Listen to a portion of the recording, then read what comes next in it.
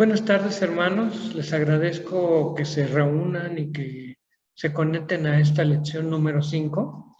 Quiero, sobre todas las cosas, animarles. Ya hemos pasado unas semanas trabajando y queremos animarles. Yo sé que parece que es mucho trabajo, pero si vamos paso a paso, todo va a salir bien.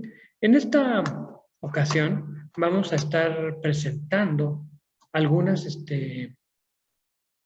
vamos a estar presentando una lección que se llama La idea clave, el ya pero todavía no, la historia de la redención centrada en Jesucristo. Y entonces, obviamente, vamos a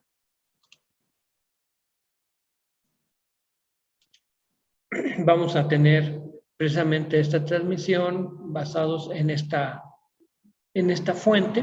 Ya está, dice que nos basamos en Newport, en páginas del 35 al 43. Y como les decía, les agradezco mucho tomarse el tiempo para tener esta transmisión.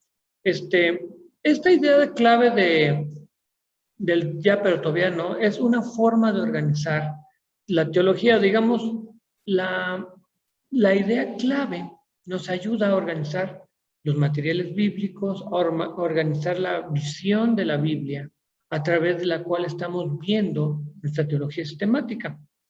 La idea clave nos sirve como un centro canónico. En el Antiguo Testamento nosotros encontramos que Dios hizo una promesa y que estaba mirando hacia el futuro. En el Nuevo Testamento nos encontramos con que esa promesa se cumplió, pero que todavía no llega a su plenitud. Entonces hablamos del ya, pero todavía no, de la historia de la redención centrada en Jesucristo. Y obviamente esta es una manera más profunda, verdadera y vital en que el cristianismo tiene la idea básica de la corriente del ya, pero todavía no de la historia de la redención en Jesucristo. Quiere decir que ya en la primera venida de Cristo, las bendiciones del poder de Dios se han hecho disponibles. Sin embargo, nosotros nos damos cuenta que el mal, que Satanás, siguen activos, y por eso los cristianos deseamos la segunda venida, cuando obviamente se llegará a la totalidad de todas las cosas que Dios nos ha prometido. Entonces, la idea clave para organizar una teología es el ya, pero todavía no, organizar la visión como se debe trabajar una teología. Nuestra teología siempre debe estar mirando hacia la venida de Cristo.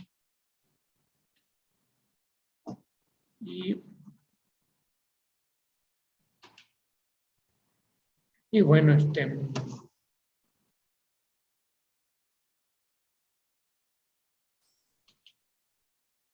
entonces, en esto de lo que comentábamos, que es una manera más profunda y verdadera y vital, el cristianismo tiene una idea básica de esta corriente.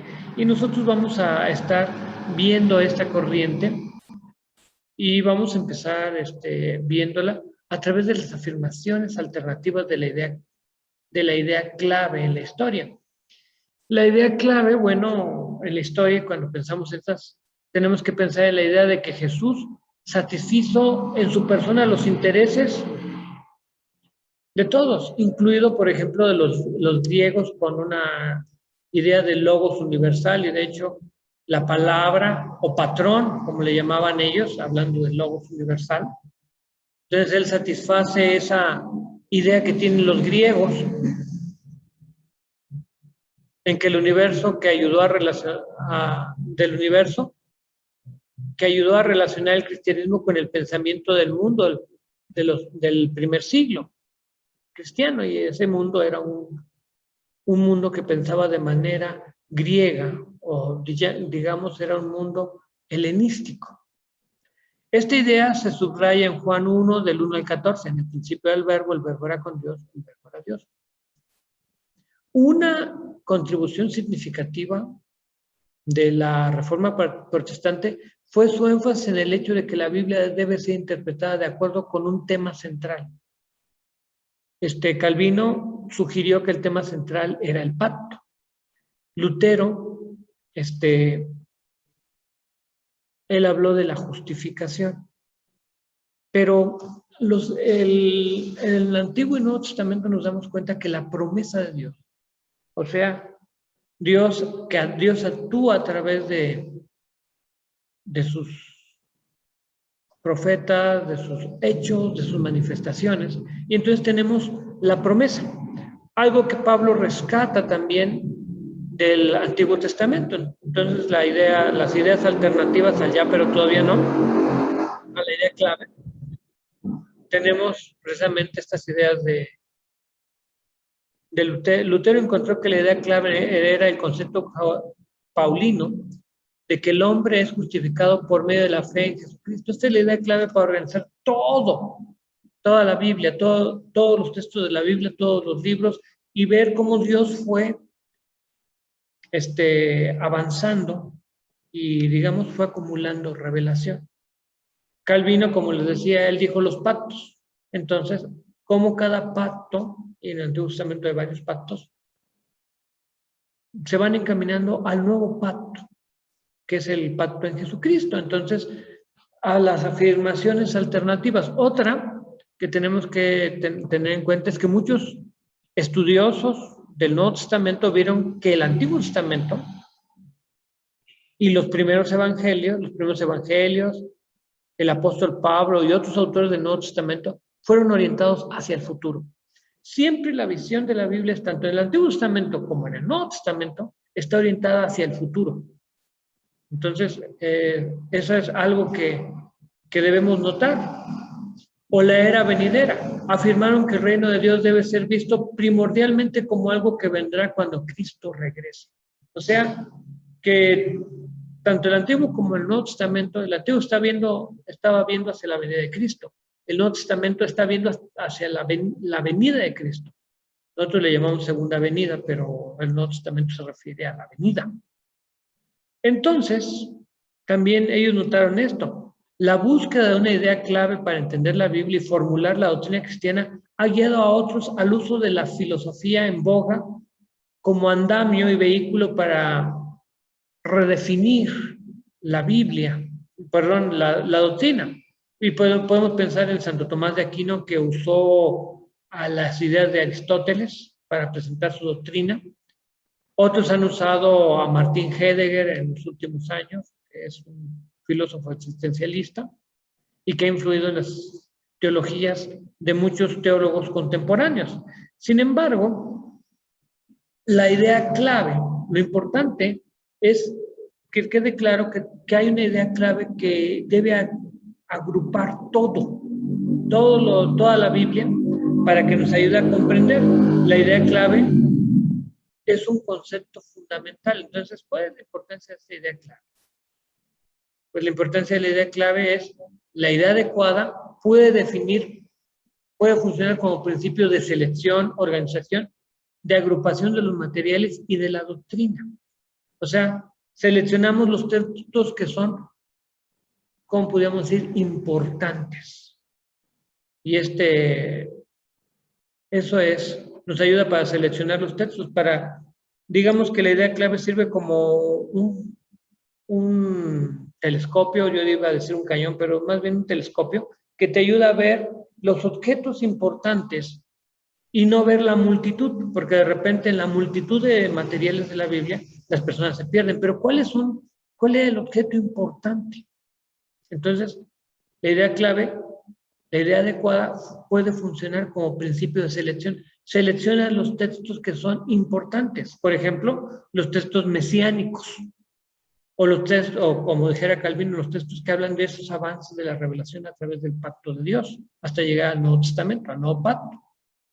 Y obviamente nos sirve para organizar esa información, para agrupar los materiales y también para presentar la doctrina. La doctrina tiene que hablar de ese futuro que se ha alcanzado a través de Jesucristo y de la expectativa que tenemos del futuro. Entonces, esa es la importancia de la idea clave, que funciona para ayudarnos a ver cómo se desarrolló, cómo Dios reveló su propósito y sus objetivos, sus métodos, sus caminos a través de las Escrituras. Algo más que tenemos que decir de esta idea clave, y aquí es que tiene una naturaleza comprensiva. O sea, nos ayuda a comprender. No es un sustituto para las escrituras, nos ayuda a comprender. Y entonces, cuando hablamos de que nos ayuda a comprender, tenemos que, en primer lugar, declarar la idea. La idea clave que se plantea o que plantea Newport es que cualquier clave adecuada debe tener una orientación futura si va a ser verdaderamente bíblica. Si vas a ser verdadera a la Biblia, tiene que tener una orientación futura. ¿Por qué? Porque en el Antiguo Testamento estaba apuntando hacia un futuro, la venida de Cristo, y en el Nuevo Testamento está apuntando hacia un futuro, la segunda venida, o como dijeran los clásicos, la venida de Cristo. Porque nosotros usamos este concepto de segunda venida, pero la Biblia habla de su venida. Entonces, un énfasis en la edad venidera permea la Biblia. Siempre estamos viendo hacia el futuro. Podemos observar este énfasis en el Antiguo Testamento, que el gran propósito de Dios siempre fue futuro. Entonces, en el Nuevo se encuentra una orientación diferente, pero el elemento de expectativa y esperanza permanece y es todavía dominante. O sea, sí es cierto que en el Nuevo Testamento decimos, es que Cristo ya vino y la justificación y nos redimió, y hablamos de eso en el pasado. Pero el cumplimiento final de todas esas bendiciones, la salvación, la justificación, la redención, la reconciliación, la adopción, todas esas cosas están en el futuro. Si no, cheque usted nada más como muestra. Puede usted checar Romanos capítulo 8. Como muestra sería, así que para muestra un botón, usted puede checar Romanos capítulo 8 y ver que esta idea permea el Nuevo Testamento también. Entonces, la experiencia completa de la realidad de la redención y de la salvación permanece en el futuro. O sea, somos salvos, tenemos las bendiciones, tenemos una comunión con Dios, pero todavía no es perfecta. Eso se va a completar cuando Cristo venga. Vamos a ser redimidos. El Espíritu Santo se nos presenta como un anticipo, las arras de la redención, de la posesión adquirida, dice Pablo. Entonces, la experiencia completa de la salvación permanece para el futuro. Es un todavía no. Sí, ya, pero todavía no. Ya somos salvos, pero todavía no lo hemos alcanzado completamente. Y sin embargo, la salvación ya no es meramente un objeto de la futura esperanza. O sea, las personas creen en Jesucristo como Señor y Salvador y es salva. Pero todavía tiene que luchar con el pecado, todavía tiene que enfrentar al mal, todavía tiene que enfrentar al mundo, todavía tiene que correr toda esta vida.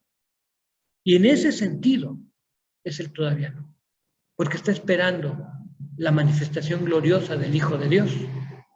Entonces, la totalidad del evento de Cristo incluye, cuando hablamos del evento de Cristo, el evento cristológico que ya había mencionado yo antes, incluye su vida, yo diría su encarnación, su vida y ministerio, enseñanzas, su muerte en la cruz, la resurrección, su ascensión y entronización y la venida del Espíritu Santo. Todo esto incluye el evento cristológico.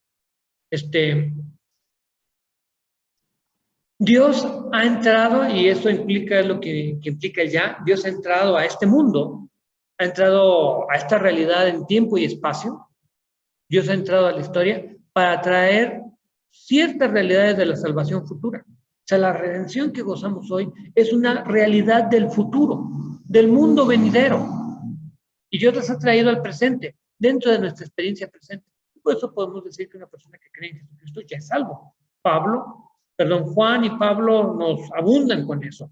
No son los únicos, también Hebreos y los demás libros del Nuevo Testamento. Entonces, la historia, obviamente, Dios ha entrado a nuestra realidad y ha traído esta realidad futura al presente. Por lo tanto, el principal énfasis de la Biblia es que la edad venidera es siempre un objeto de esperanza y expectativa.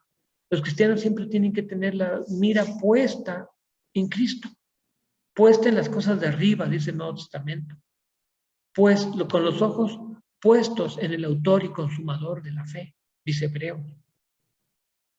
Por tanto, la manera más fructífera en la formulación de la idea clave para entender la Biblia sería en términos de una combinación de énfasis futuro y énfasis de la historia redentora presente. El ya somos salvos, ya somos justificados, ya participamos de la adopción de Dios, ya somos hijos de Dios, pero alcanzaremos todo esto en el futuro. El ya, pero todavía no. Todavía no es perfecto, todavía no es completo. Obviamente, esta idea, bueno, declaramos la idea y tenemos que pensar en cómo esta idea ilumina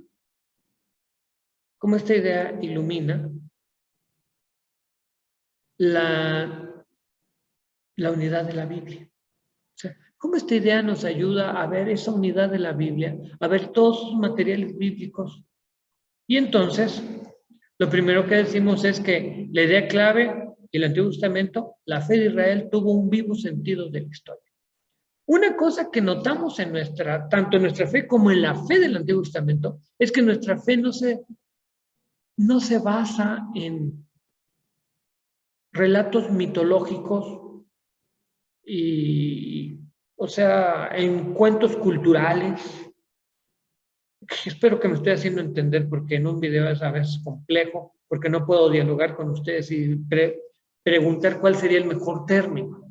Pero pues, relatos mitológicos, cuentos culturales, como aquí hay muchos cuentos culturales, o historias culturales que relatan la cosmogonía y obviamente la cosmovisión de la cultura. El Antiguo Testamento, la fe del Antiguo Testamento tiene un sentido de la historia porque Dios se manifestó en la historia. Podemos hablar de la creación, de lo que hizo con Noé y de los distintos personajes, de lo que Dios hizo con Abraham. O sea, hay una historia donde Dios está actuando. Entonces, la fe de Israel tiene un vivo sentido de la historia. Y el Éxodo y todo lo demás, pero también nosotros. La historia de Jesucristo es una historia real. Los historiadores romanos hablan de Jesucristo, lo mencionan, dicen que existió. O sea, ese evento de Cristo sucedió. Obviamente lo ven desde muy afuera y desde muy lejos, pero nuestra fe, igual que la fe de Israel, se basa en eventos de manifestaciones históricas del Señor. No se basa en cualquier cosa. Entonces estamos hablando de que Dios, el Dios de Israel, actuó a través de los eventos de la historia. Ya mencionaba yo la creación, llamó a Abraham, bueno, el diluvio, llamó a Abraham, llamó a Isaac, llamó a Jacob, eligió a los hijos de Jacob, y todo este relato los llevó a Egipto, los sacó de Egipto, los introdujo en la tierra prometida, ya llegué a Josué, y todo el desarrollo de la historia, y los profetas y todo esto. Entonces Dios intervino en la historia, en eventos históricos con propósitos redentores. En efecto, Israel vio su historia como el lugar especial donde Dios estaba trabajando con un propósito redentor. El énfasis de la historia redentora del Antiguo Testamento se ve en los términos de las características básicas del Antiguo Testamento. Una de esas características es la elección. Dios eligió un pueblo y lo eligió para alcanzar al mundo. La segunda característica del concepto es el concepto del pacto. Y entonces tenemos que hablar de la segunda característica, es el concepto del pacto, el acuerdo sagrado, el testamento. Y cuando hablamos de esta segunda característica, en efecto Israel emergió primeramente en la historia como una sociedad de un pacto. De hecho, fue una nación que fue creada por Dios a través de una relación pactual. Un pacto entre un mayor y un menor, que se verificaba con la muerte del testador, en este caso, simbólicamente en los sacrificios. Por eso, sin sangre no hay redención, ¿verdad? Las ceremonias de renovación del pacto eran el corazón de la vida de Israel, y ustedes van a ver que Dios hizo un pacto con con el pueblo de Israel en la época de Moisés. Y luego al final de la época de Moisés, Moisés renovó este pacto con el pueblo. Y Deuteronomio relata esto. Y luego Josué al final de su tiempo hace una renovación del pacto. Y así vamos a ver que algunos profetas como Samuel y otros profetas, reyes, hacen renovaciones del pacto, porque la renovación, o sea, renovar la relación con Dios era algo que cada generación debió haber hecho, para que cada generación siguiera fielmente a Dios. Es algo muy similar a lo que nosotros decimos. Dios no tiene nietos, Dios tiene hijos, y cada generación tiene que creer en Jesucristo como Señor y Salvador. Eso es algo que nosotros vemos normal, natural, sin más nada. Y entonces tenemos ahí esta característica, la ceremonia de renovación del pacto. Y es un pacto que incluye promesas para el futuro y que para nosotros tiene sentido. Entonces, tenían un presente, pero todavía no. Dios le dijo a Abraham que le daría la tierra, y ya estaba ahí en la tierra, pero todavía no la podía poseer. Él ya, pero todavía no. La tercera cosa que ilumina la idea, ilumina y revela la unidad de la Biblia, una tercera cosa, una tercera característica del Antiguo Testamento es una esperanza confiada para el futuro.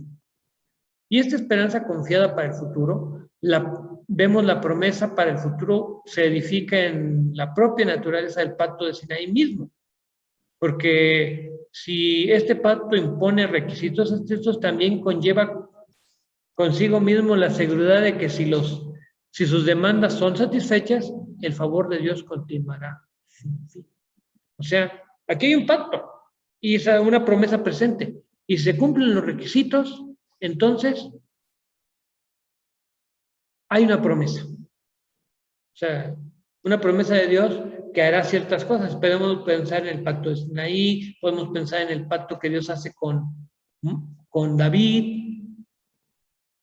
Entonces, todos esos pactos llegan a tener sentido. Porque dice, si tú haces esto, si tú te sujetas a este pacto, entonces, en el futuro, yo haré esto. O en tu presente o en tu futuro pasará esto. Pero si no lo haces, entonces tendrás estas consecuencias. Quizás el pacto más importante es el pacto que Dios hace con David. Porque ahí Dios va dándole señales que después en el Nuevo Testamento se cumplen. Mucho de lo que se hizo con David tuvo un cumplimiento inmediato y un cumplimiento remoto, que es el Nuevo Testamento. También la idea clave y el Nuevo Testamento. ¿Qué pasa con la idea clave y el Nuevo Testamento? Y ya del Antiguo Testamento habíamos dicho que, bueno, también estaban los profetas clásicos, que en la tercera idea tenemos que considerar los profetas clásicos, que vieron el juicio de Dios como un futuro inmediato. Isaías, Jeremías, Amós, Ezequiel, Daniel. Pero más allá de la catástrofe, vieron un tiempo cuando Dios rescataría una vez más a su pueblo fiel. Entonces siempre hubo una expectativa de un rey ideal, lo que yo les decía, el pacto con David, de la línea de David, o del restablecimiento del pacto de Moisés. Incluso Ezequiel habla de la resurrección nacional y una continuación del pacto con David, y él sería su rey. En otras partes del Antiguo Testamento, una promesa de un nuevo éxodo aparece, que ya no dirán Dios, Jehová que nos sacó de la tierra de Egipto, sino Jehová que nos sacó de la tierra del norte, un nuevo éxodo. Y el regreso de todas las naciones a Dios. Daniel, por ejemplo, vio la venida del Hijo del Hombre en las nubes del cielo. Una característica dominante del Antiguo Testamento es la expectativa del futura y una esperanza basada en las promesas del poder de Dios.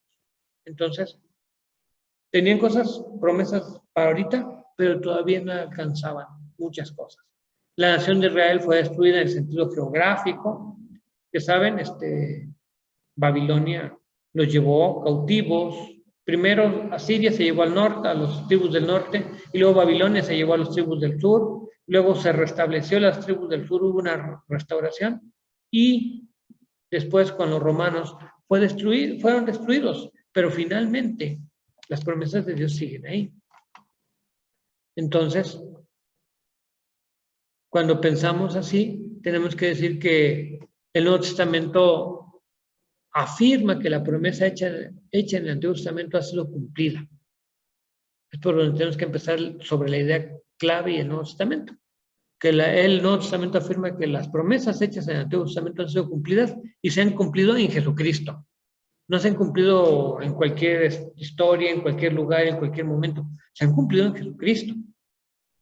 El largamente esperado evento de la salvación se realizó en Cristo, donde el Antiguo Testamento anticipa, el Nuevo Testamento anuncia, según Marcos 1:15. Entonces, cambia la situación, pero la idea clave del Nuevo Testamento nos lleva a que el ya, pero todavía no, de la historia redentora ilumina y trae en conjunto los materiales del Antiguo Testamento, ya saben, los trae en conjunto para integrarlos en el Nuevo. El reino de Dios había empezado su trabajo entre los fariseos, líderes religiosos judíos, ¿verdad? Por virtud del trabajo y obra de Cristo durante su ministerio terrenal. Entonces, sí, el reino de Dios ya estaba aquí, pero también es algo futuro. El reino entre el pueblo empezó con la actividad de Cristo en su ministerio público, pero su consumación solo vendría en la edad venidera. Ya saben, es el ya, pero todavía no. El reino, ya estamos en el reino, pero todavía no ha llegado completamente el reino.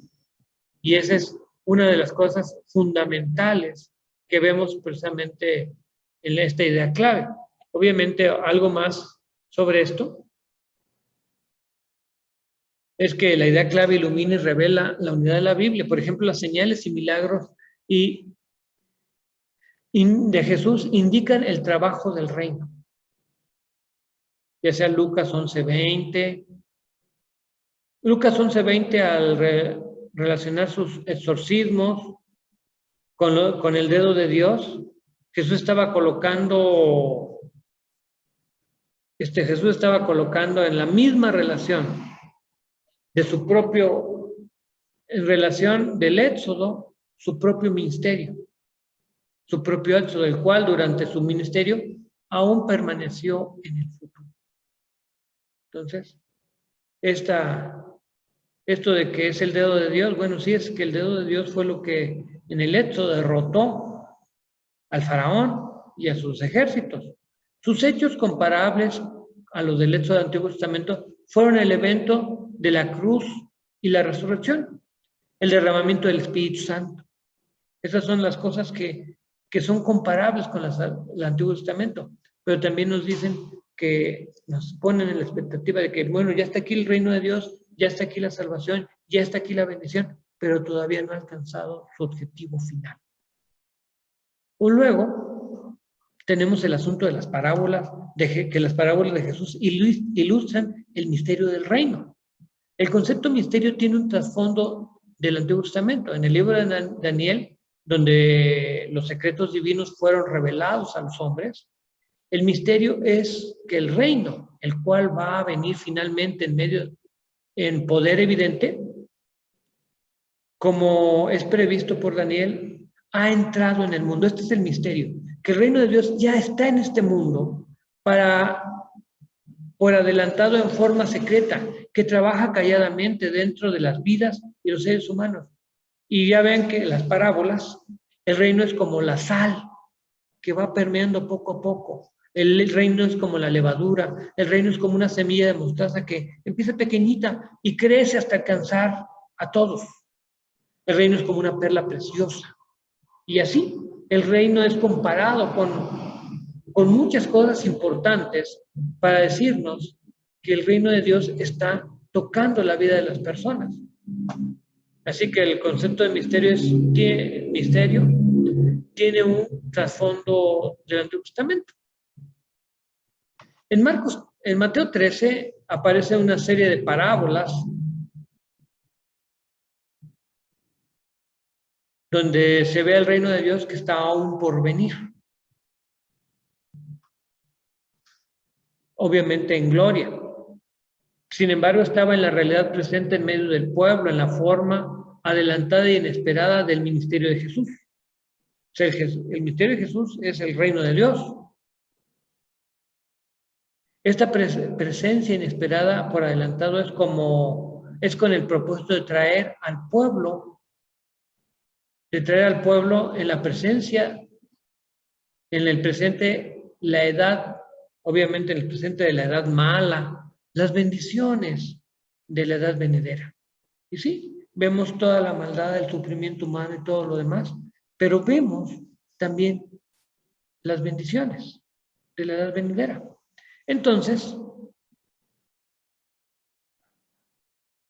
obviamente, este misterio del reino viene quieta, humildemente, y entonces ya mencionábamos que es como la sal, como la levadura, como una pequeña semilla, sin fuego en el cielo, sin una gloria enceguecedora, sin hacer pedazos montañas y partir cielos. Puede ser rechazado en los corazones duros, puede ser ahogado, como pasa en Mateo 13 con la parábola del sembrador.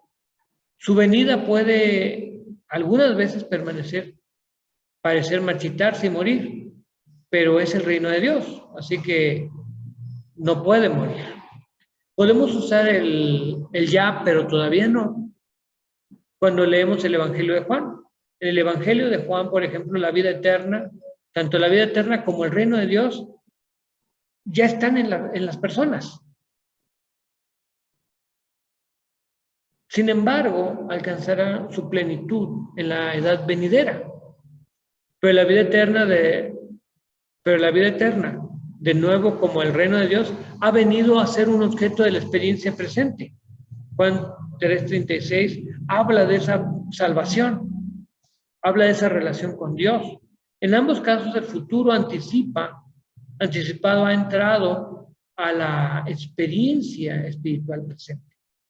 Entonces, las parábolas ilustran este reino de Dios.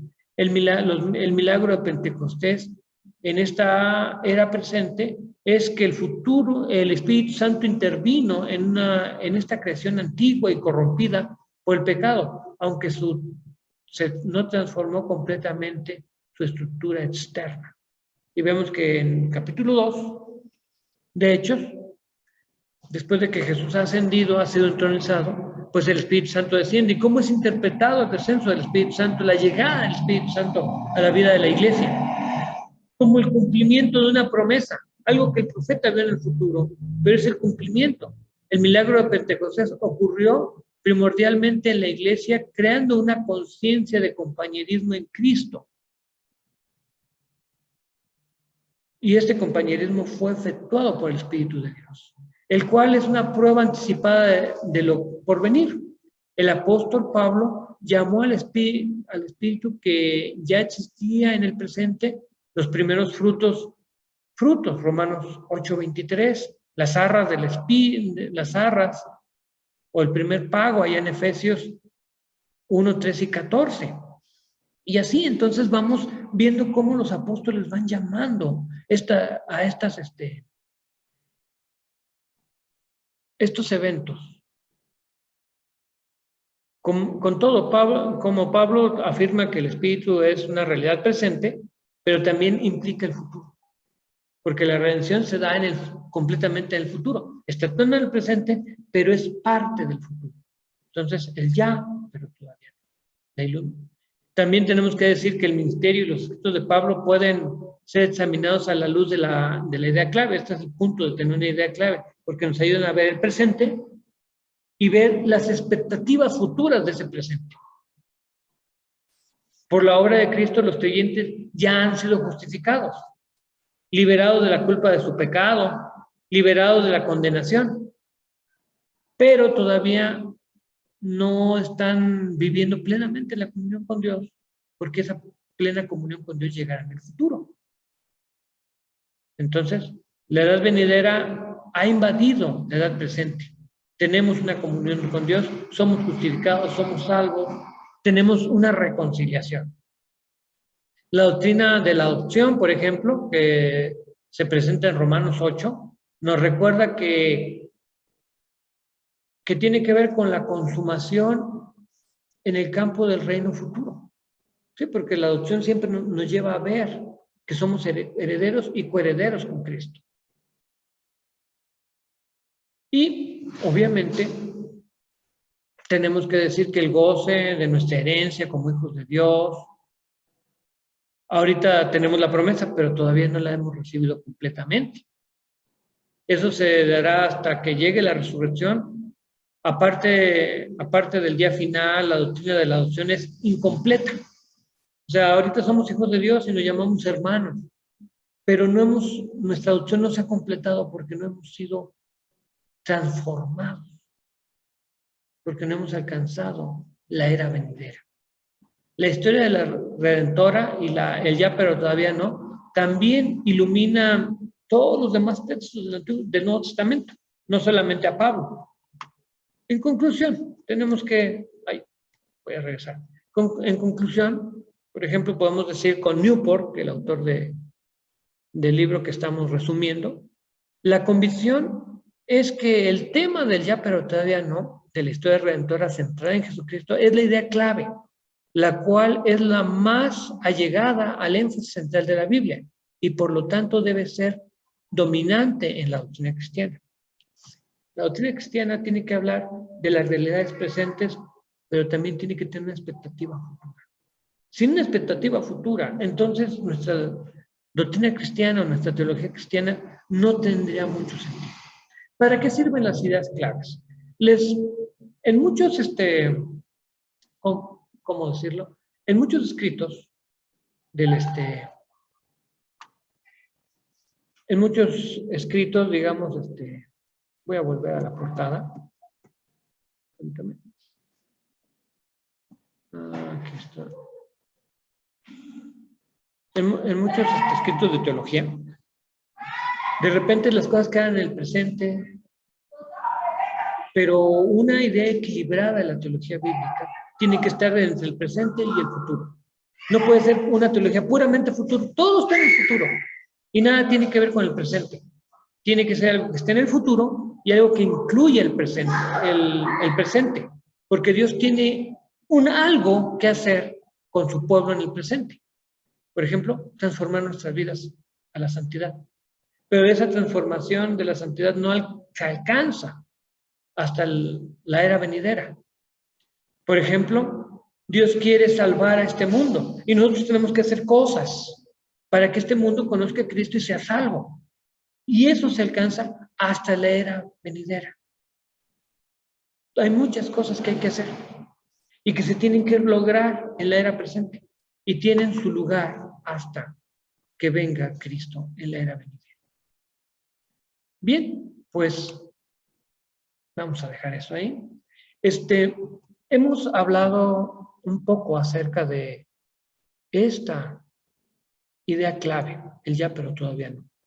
Y nos ayuda a entender algunos conceptos del Nuevo Testamento, que son promesas que Dios ha dado, que tenemos en el presente, ya somos hijos de Dios, ya somos salvos, ya somos redimidos, somos justificados, pero que la misma Biblia dice que se completarán en el futuro. En el Antiguo Testamento hay muchas promesas que se completarán en el futuro. Lo mismo que en el Nuevo Testamento. Entonces, el enfoque futuro de la Biblia es muy importante en la teología. Y por eso queríamos mencionar este concepto del ya, pero todavía no. Les agradezco haber estado en haber visto este video de la lección 5. Dios les bendiga. Seguimos en contacto. Cuídense mucho, hermanos.